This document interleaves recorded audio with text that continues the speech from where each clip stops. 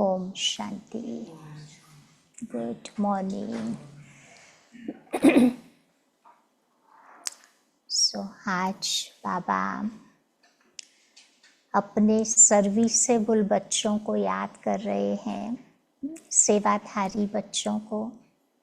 बाबा कहते हैं जो भी मिले सबको बाबा का परिचय देते जाओ। बाबा का परिचय देने से दो बातें जो भगवान के बारे में भगत मानते हैं, एक तो सर्वव्यापी वाली और दूसरी बाबा के लिए क्या कहते हैं? आज बाबा दूसरी बात भी बता रहे कि भगवान नाम रूप से न्यारा है। तो ये दो बातें बाबा कहते अपने आप सिद्ध हो जाएगी। और फिर ये खास बताओ कि उसके रहने का घर परम धाम है। परम धाम से बाबा आता है तो फिर ये सर्वव्यापी और नाम रूप से न्यारे वाली बात अपने आप वो समझ जाएंगे। और जितना जितना बाबा का मैसेज देते जाएंगे उतना उतना बाबा कहते आत्माओं की दुआएं मिलती जाएगी। और दूसरा टॉपिक बाबा आज ये भी क्लियर कर रहे हैं कि पुरुषार्थ बड़ा या प्रारब्ध बड़ी। दुनिया में तो नहीं कहते भाग्य में होता तो पुरुषार्थ होता, लेकिन बाबा कहते पुरुषार्थ से हम अपना भाग्य बना सकते हैं। तो आज बाबा की मुरली है 19 दिसंबर। तो बाबा कहते मीठे बच्चे, ये पुरुषोत्तम संगम युग ट्रांसफर होने का युग है, कलयुग से सतयुग में। तो अभी तुम्हें कनिष्ठ से उत्तम पुरुष बनना है। कनिष्ठ माना नीचे ते नीचा, एकदम डाउन हो गए ना। शूद्र से अभी देवता बनना है। प्रश्न, बाप के साथ साथ किन बच्चों की भी महिमा गाई जाती है? बाप के साथ साथ किन बच्चों की भी महिमा गाई जाती है? शिव शालिग्राम के साथ साथ होती है ना पूजा। तो बाबा कहते किसकी महिमा है? जो बच्चे टीचर बनकर बहुतों का कल्याण करने के निमित्त बनते हैं, उनकी महिमा भी बाप के साथ साथ गाई जाती है। करण करावनहार बाबा बच्चों से अनेकों का कल्याण कराते हैं, तो बच्चों की भी महिमा गाई जाती है। कहते हैं कि बाबा फलाने ने हमारे पर दया की, जो हम क्या से क्या बन गए। तो टीचर बनने के बगैर आशीर्वाद नहीं मिल सकती। टीचर बनने के बगैर आशीर्वाद नहीं मिल सकती। ओम शांति। तो रूहानी बाप बैठ रूहानी बच्चों से पूछते हैं, समझाते भी है, साथ साथ पूछते भी है। दोनों काम बाबा करते हैं।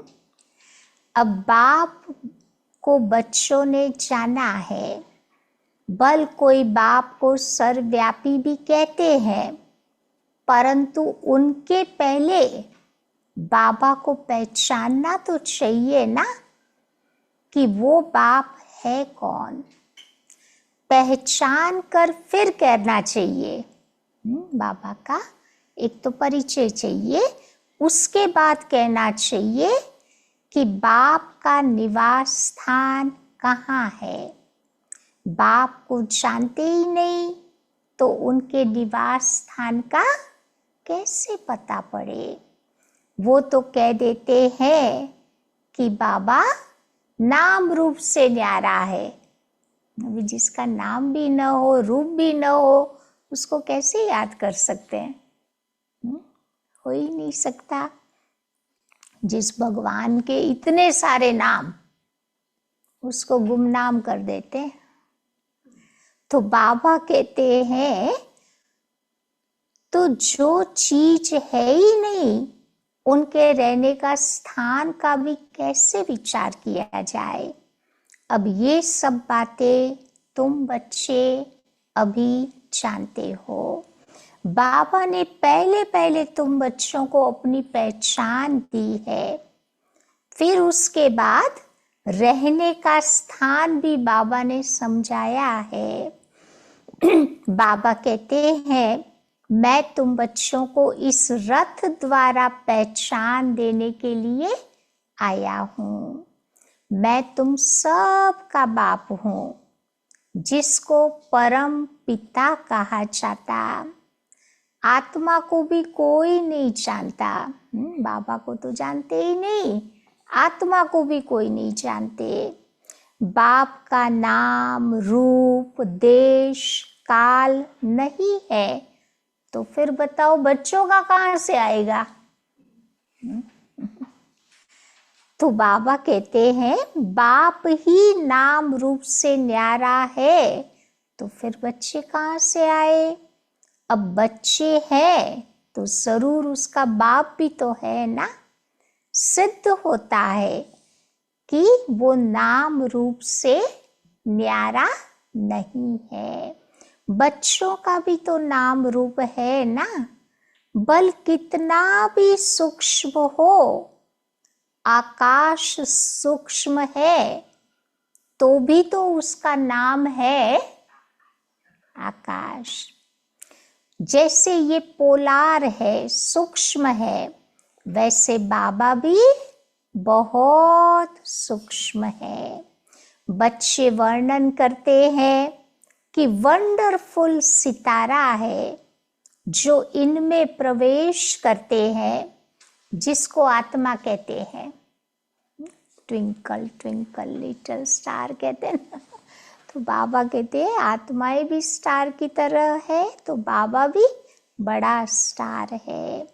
अब बाबा तो रहते ही है परम धाम में, वो हो गया उसका रहने का स्थान। तो नजर सबके ऊपर जाती है ना, ऊपर अंगुली से इशारा करके उसे याद करते हैं।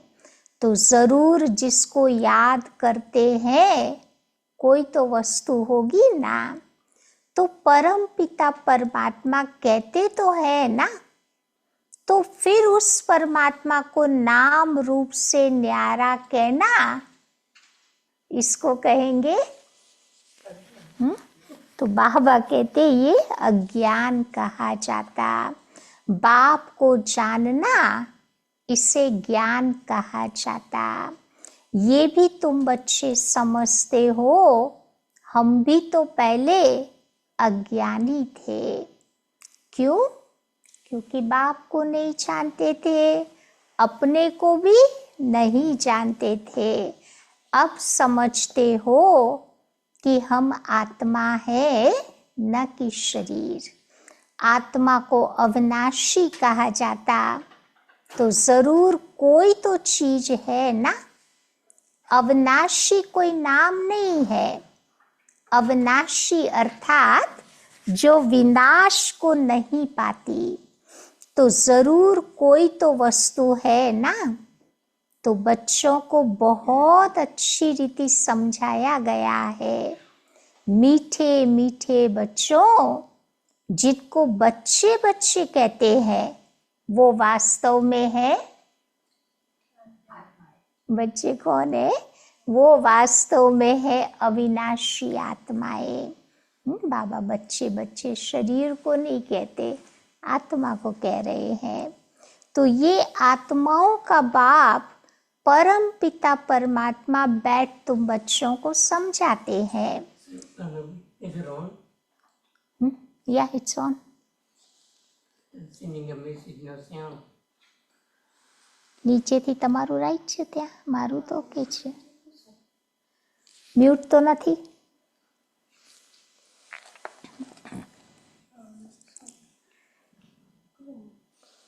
મારું તો સંભળાય છે. આમાં અવાજ આવે છે ને તમને લોકોને? સંભળાય છે માઇક? હા તો ઓન છે.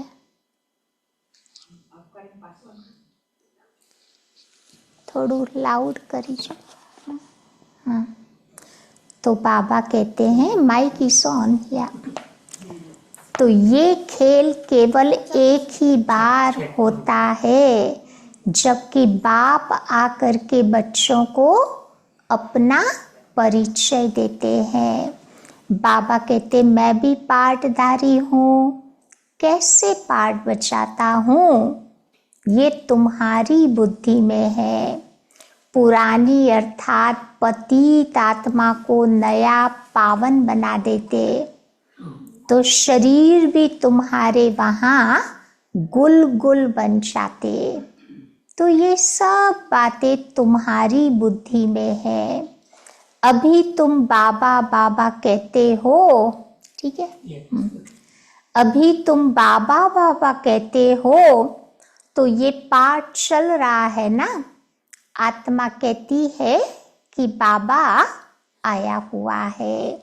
हम बच्चों को शांति धाम घर ले जाने के लिए, शांति धाम के बाद है ही सुख धाम.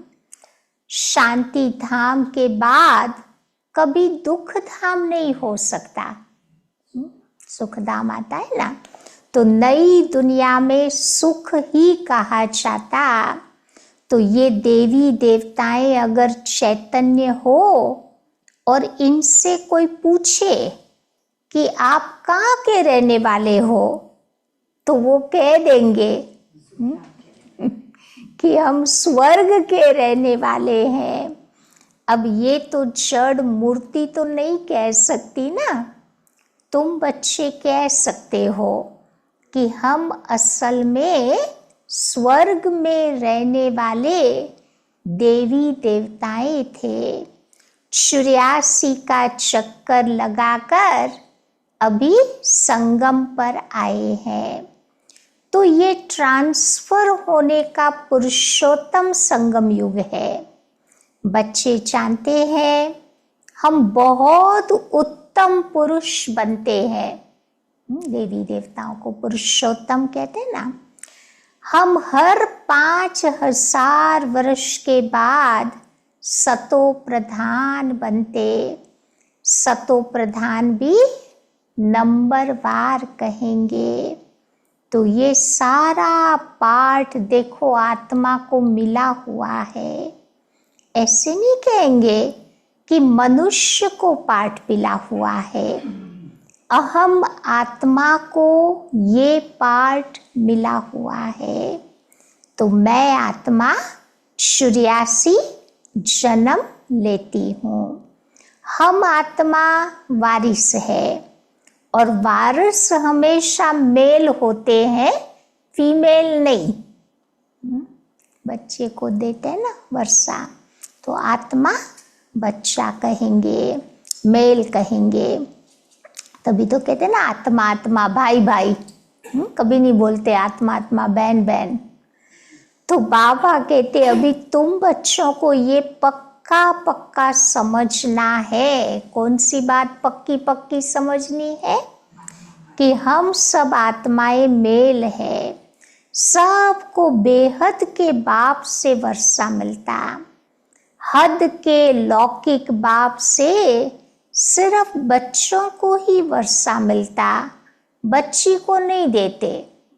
आजकल तो देते हैं ना, दोनों को हाफ हाफ करते हैं. पहले नहीं देते थे क्योंकि शादी में मिल जाता था ना उसको दहेज के रूप में, दावरी के रूप में. तो बाबा कहते पहले बच्ची को नहीं देते थे. ऐसे भी नहीं कि आत्मा सदैव फीमेल बनती है. एवरी 2-3 बर्थ के बाद जेंडर चेंज हो जाता. तो बाबा समझाते हैं कि तुम आत्मा कभी मेल का तो कभी फीमेल का शरीर लेती हो. परंतु इस समय तुम आत्माएं सब हो मेल्स। तो सब आत्माओं को एक बाप से वर्षा मिलता, सब बच्चे ही तो बच्चे हैं ना, सबका बाप देखो एक ही है। तो बाबा कहते हैं कि हे बच्चों, तुम सब आत्माएं मेल्स हो, हमारे रूहानी बच्चे हो। फिर पार्ट बचाने के लिए मेल फीमेल्स दोनों चाहिए, तब तो मनुष्य सृष्टि की वृद्धि हो।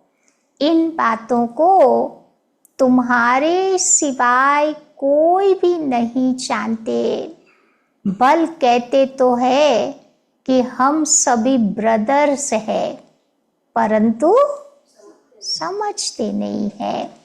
हिंदू चीनी भाई भाई बोलते भी है, लेकिन बाबा कहते दिखाई नहीं देता। अभी तुम कहते हो कि बाबा आपसे हमने अनेक बार वर्षा लिया। आत्मा को ये पक्का हो जाता है, आत्मा बाप को जरूर याद करती है, कहती है क्या कहती है कि ओ बाबा रहम करो, बाबा आप अब आओ, हम आपके सब बच्चे बनेंगे। तो देह सहित देह के सब संबंध छोड़ हम आत्मा आपको ही याद करेंगे। तो बाबा ने समझाया है कि अपने को आत्मा समझ तुम मुझ एक बाप को याद करो। तो बाप से हम वर्षा कैसे पाते हैं? हर 5000 वर्ष के बाद हम ये देवता कैसे बनते हैं? तो ये सब बातें तुम बच्चों को जाननी चाहिए ना। स्वर्ग का वर्षा किससे मिलता, ये तुम बच्चे अभी समझते हो। बाप तो स्वर्गवासी नहीं है, बाबा आकर बच्चों को बनाते हैं। देखो बाबा तो खुद आते ही है नर्क में वो भी घोर नर्क होता है तभी आते हैं। तुम बाबा को बुलाते भी हो केवल नर्क में ही हम तो स्वर्ग में भी बुलाते हैं ना, लेकिन बाबा तो आता नहीं है, अभी क्या करो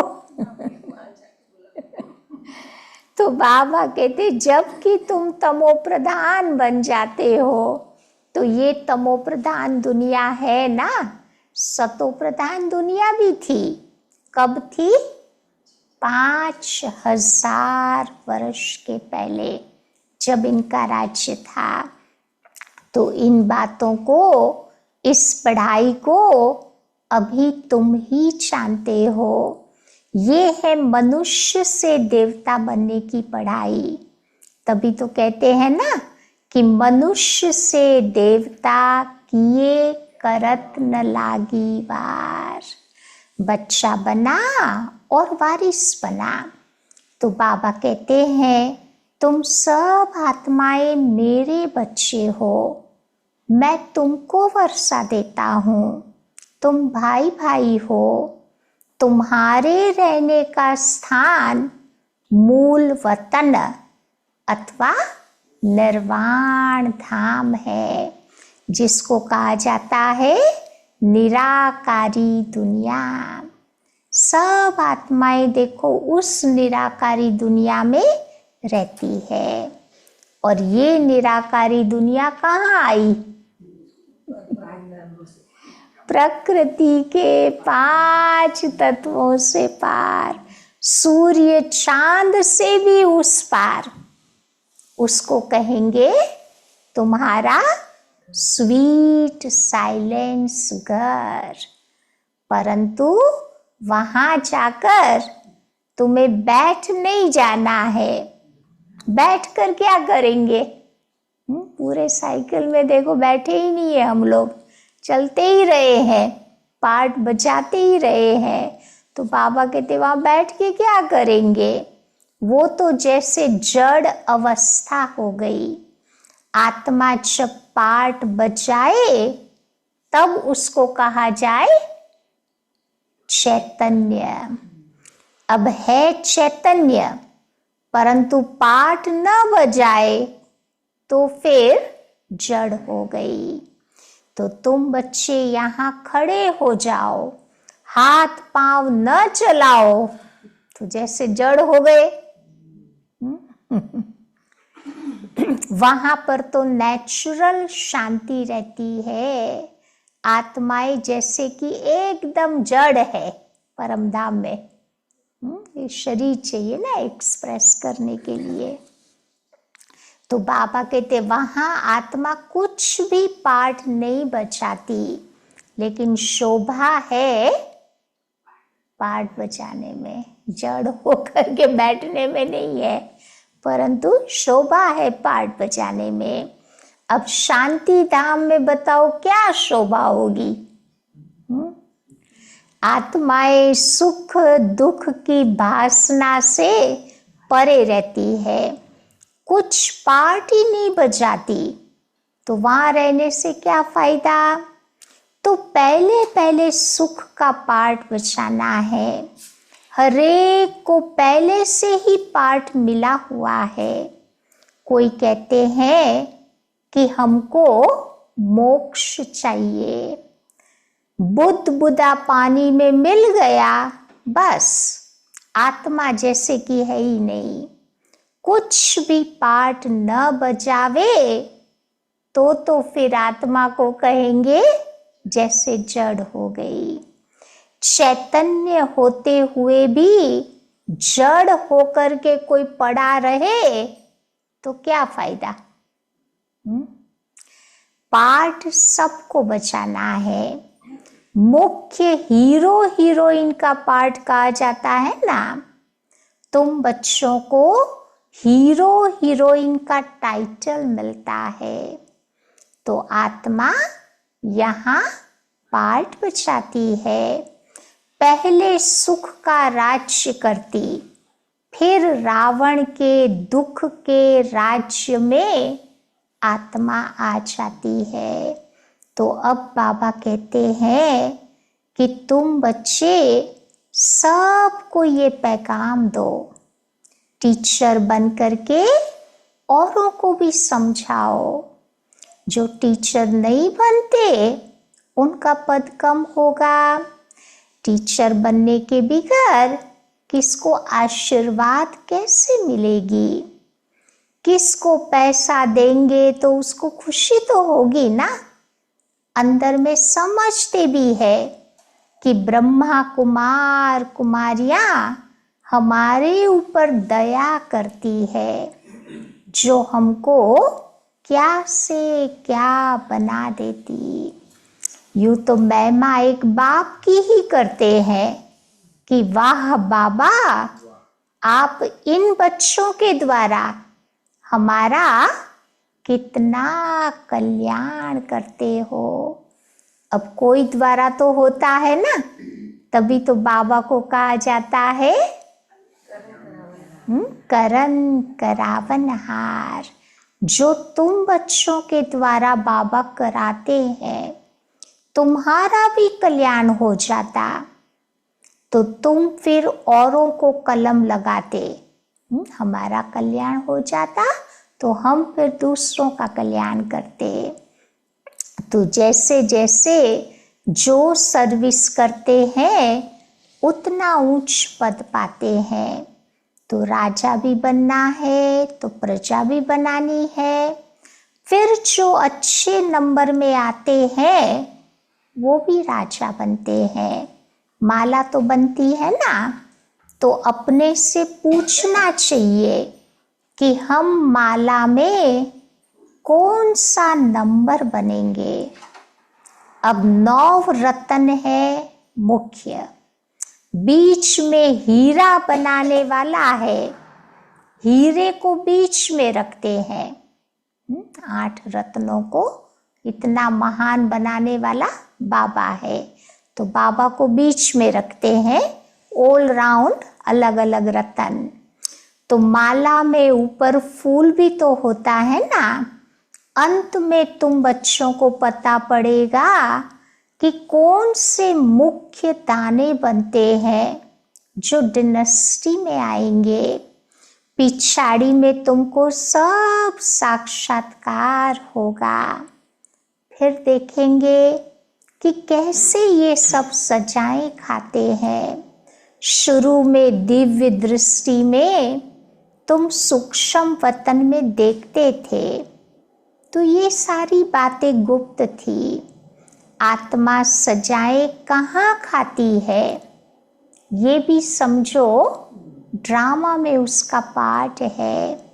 गर्भ जेल में सजाएं मिलती, जेल में धर्मराज को देखते हैं, फिर कहते हैं गर्भ जेल में आत्मा धर्मराज को देखती है, फिर कहती है कि हमको बाहर निकालो।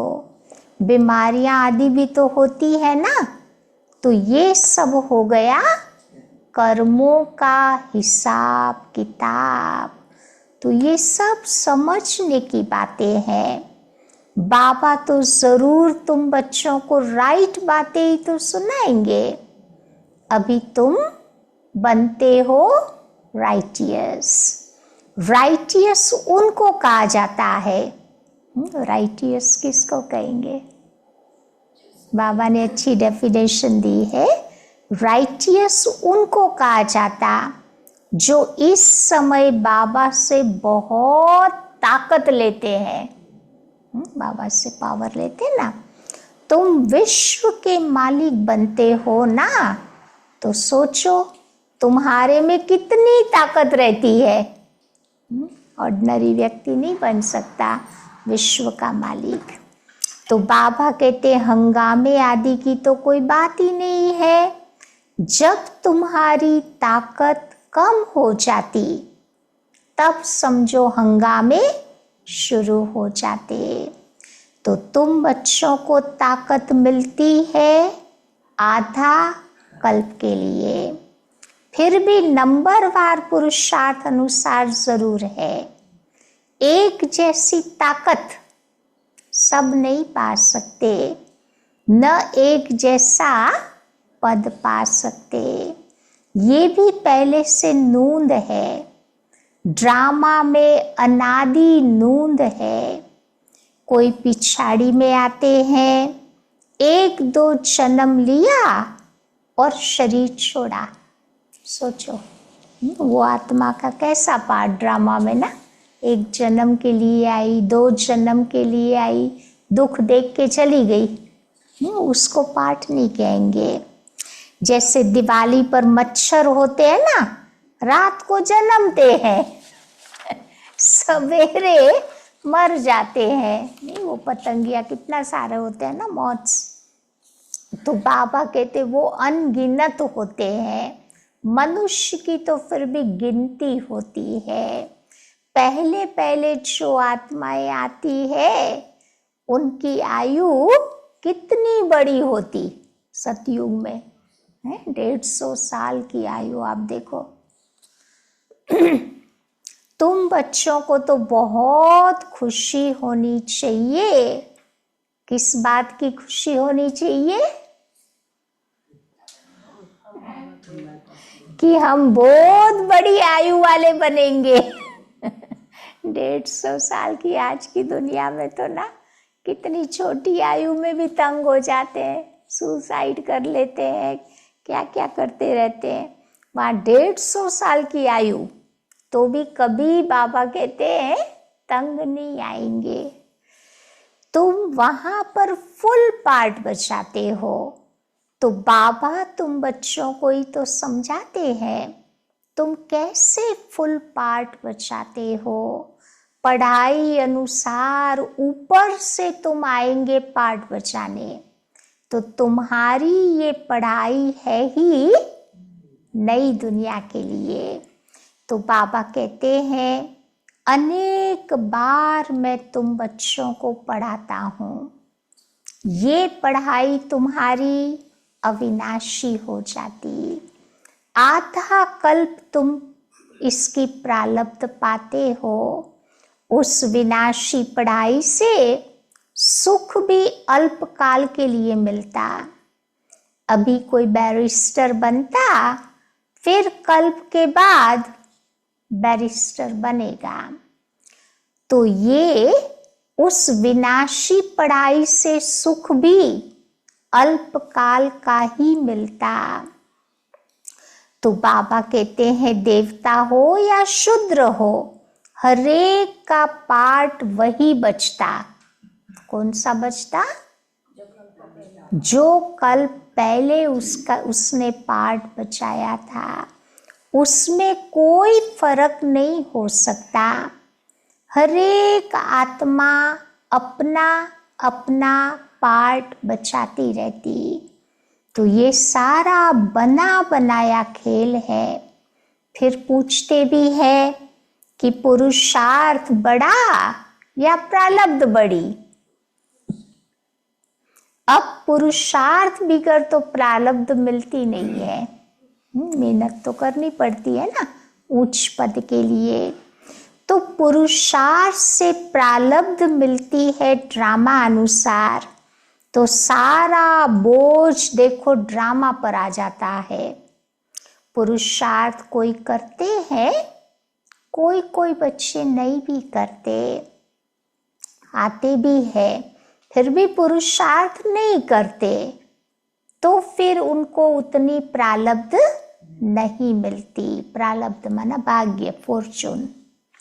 तो सारी दुनिया में जो एक्ट चलती है, सारा बना बनाया ड्रामा है।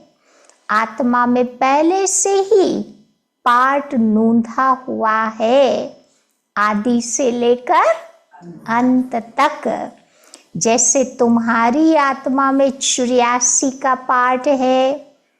आत्मा हीरा भी बनती तो आत्मा घोड़ी जैसी भी बनती। ये सब बातें तुम बच्चे अभी सुनते हो। अब स्कूल में अगर कोई नापास हो जावे तो क्या कहेंगे? तो कहेंगे ना कि बुद्धिहीन है, अक्ल कमती है। फिर उसको धारणा नहीं होती। इसको कहा जाता है वैरायटी चार्ट, वैरायटी फीचर्स। तो ये वैरायटी चार्ट का नॉलेज बाबा ही बैठ तुम बच्चों को समझाते हैं। कल्प वृक्ष पर भी बाबा समझाते हैं। बर्ड के झाड़ का मिसाल भी इसी पर है। उनकी शाखाएं बहुत फैली हुई होती है। देखा है ना, बर्ड का झाड़, बनियन ट्री, कितनी शाखाएं नीचे नीचे तक होती है। तो बच्चे समझते हैं कि हमारी आत्मा अविनाशी है। शरीर तो विनाश हो जाएगा, आत्मा ही तो धारण करती है ना। आत्मा ही 84 जन्म लेती, शरीर तो बदलते रहते। आत्मा वही है। आत्मा ही भिन्न भिन्न शरीर लेकर फिर पार्ट बचाती। तो ये नई बात हो गई ना। तुम बच्चों को भी अभी ये समझ मिली है। कल पहले भी ऐसे ही तुमको समझाया था। बाबा आते भी है इसी भारत में। तुम सबको पैगाम देते रहते हो। कोई भी ऐसा नहीं रहेगा जिसको पैगाम न मिले। चाहे ना, आजकल तो ये सोशल मीडिया द्वारा भी तो कितना मैसेज मिलता रहता है ना। तो बाबा कहते पैगाम सुनना सभी का हक है। फिर बाप से वर्षा भी ले लेंगे, कुछ तो सुनेंगे ना। फिर भी बाप के तो बच्चे हैं। बाबा समझाते हैं कि मैं तुम आत्माओं का बाप हूँ। मेरे द्वारा इस रचना के आदि मध्य अंत को जानने से तुम ये पद पाते हो। बाकी सब मुक्ति में चले जाते। बाप तो सबकी सदगति करते हैं ना, तभी तो गाते हैं कि अहो बाबा तेरी लीला अपरंपार। कौन सी लीला, कैसी लीला, कौन सी लीला अपरंपार? तो बाबा कहते ये पुरानी दुनिया को बदलने की लीला अपरंपार है। तो मालूम होना चाहिए ना, अब मनुष्य ही तो जानेंगे। बाबा तुम बच्चों को ही आकर ये सब बातें समझाते हैं। बाप नॉलेजफुल है, तुम बच्चों को भी बाबा नॉलेजफुल बनाते, नंबर वार तुम बनते हो। स्कॉलरशिप लेने वाले नॉलेजफुल ही कहलाएंगे। अच्छा, मीठे मीठे सिक्की लधे बच्चों प्रति माता पिता बाप दादा का याद प्यार और गुड मॉर्निंग। रूहानी बाप की रूहानी बच्चों को नमस्ते। रूहानी बच्चों की रूहानी बाप को नमस्ते। आज की धारणा की पॉइंट, पहली बात, सदा इसी स्मृति में रहना है। कौन सी स्मृति आज बाबा ने बार बार याद दिलाई? कि हम आत्मा मेल है। आत्मा आत्मा भाई भाई कहते ना, तो हम आत्मा मेल है। हमें बाप से पूरा पूरा वर्षा लेना है। मनुष्य से देवता बनने की पढ़ाई पढ़नी है और पढ़ानी है। मनुष्य से देवता बनने की पढ़ाई पढ़नी है और पढ़ानी है। दूसरी बात, सारी दुनिया में जो एक्ट चलती है ये सब बना बनाया ड्रामा है। इसमें पुरुषार्थ और प्रारब्ध दोनों की नूंद है। पुरुषार्थ के बिना प्रारब्ध नहीं मिल सकती। पुरुषार्थ के बिना भाग्य नहीं मिल सकता। इस बात को अच्छी तरह से समझना है। आज की मुरली का वरदान है, कोई भी सेवा सच्चे मन से लगन से करने वाले सच्चे रूहानी सेवाधारी भव। कोई भी सेवा सच्चे मन से व लगन से करने वाले सच्चे रूहानी सेवाधारी भव। सेवा कोई भी हो, लेकिन वो सच्चे मन से लगन से की जाए तो उस सेवा की 100 मार्क्स मिलेगी। मजबूरी से करे, जबरदस्ती से करो, वो बाबा कहते मार्क्स नहीं होगी। सेवा में चिड़चिड़ापन न हो। सेवा काम उतारने के लिए न की जाए। आपकी सेवा है ही बिगड़ी को बनाना, सबको सुख देना, आत्माओं को योग्य और योगी बनाना, अपकारियों पर भी उपकार करना। तो समय पर हरेक को साथ व सहयोग देना। ऐसी सेवा करने वाले ही सच्चे रूहानी सेवाधारी है। आज का स्लोगन है, पवित्रता ही ब्राह्मण जीवन की नवीनता है। यही ज्ञान का फाउंडेशन है। पवित्रता ही ब्राह्मण जीवन की नवीनता है, यही ज्ञान का फाउंडेशन है। आज की अव्यक्ति पॉइंट है, इस फाइनल पढ़ाई में हरेक बच्चे को 3 सर्टिफिकेट लेने हैं। एक स्वयं से संतुष्ट, दूसरा बाप दादा द्वारा सर्टिफिकेट, और तीसरा परिवार के संबंध संपर्क में आने वालों द्वारा सर्टिफिकेट। परिवार में जितने ब्राह्मण संतुष्ट है, उतने ही भगत भी आपकी पूजा संतुष्टता से करेंगे। काम चलाऊ नहीं करेंगे, परंतु दिल से पूजा करेंगे। समझा? तो अभी बाबा को इतना ही प्यार से याद करना है, खुश रखना है, तो भगत भी ऐसे ही हमारी भक्ति करेंगे। या काम चलाऊ किया तो भगत भी ऐसे ही काम चलाऊ पूजा करेंगे। समझा? तो आज क्या याद रखेंगे? बाबा ने कौन सी बात बताई? पुरुषार्थ की महिमा बताई ना। पुरुषार्थ करना है, ड्रामा पर नहीं छोड़ना है।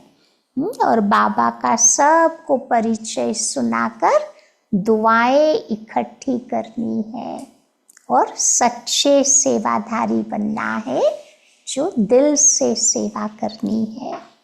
ठीक? हाँ, बाबा से पूरा पूरा वर्षा लेना है। 2 बातें क्लियर करके बताओ सबको ना, कि बाबा नाम रूप से न्यारा नहीं है, सर्वव्यापी नहीं है। परम धाम का ज्ञान मिलेगा तो अपने आप समझ जाएंगे कि ये 2 बातें ठीक नहीं है। ठीक? तो ये सैटरडे को ये यूनाइटेड नेशंस ने 21 दिसंबर को वर्ल्ड मेडिटेशन आवर के लिए 1 घंटा दिया हुआ है। हम तो वैसे भी सैटरडे बैठते हैं ना, लेकिन आप लोग सब एम रखना कि सारे विश्व में जितने भी हमारे सेंटर्स है और दुनिया वाले भी उस दिन खास अपना योगा करेंगे। तो हम तो मेडिटेशन करेंगे, तो 5:30 से 6:30 बजे या सभी आ जाना, तो साथ में बैठ के योग करेंगे। जो सुन रहे हैं या आप लोग भी ऑनलाइन जो आ सकते हैं आ जाना, दूर वाले, बाकी नज़दीक वाले तो यहाँ आके करे तो अच्छा रहेगा। हाँ, शनिवार ऑनलाइन करो। ऑनलाइन करेंगे क्योंकि दूर वाले भी है ना, वो तो नहीं आ पाएंगे ना, जो बीमार है, दूर वाले हैं, उनके लिए फिर करेंगे। ऑकलैंड वाले सभी ज्वाइन करें ना, क्योंकि स्पेशल है, मधुबन का डायरेक्शन है कि सभी को 1 घंटा साथ में बैठकर मेडिटेशन करना है। ठीक है? तो 5:30 से 6:30 1 घंटा याद रखना, तो साथ में मेडिटेशन करेंगे।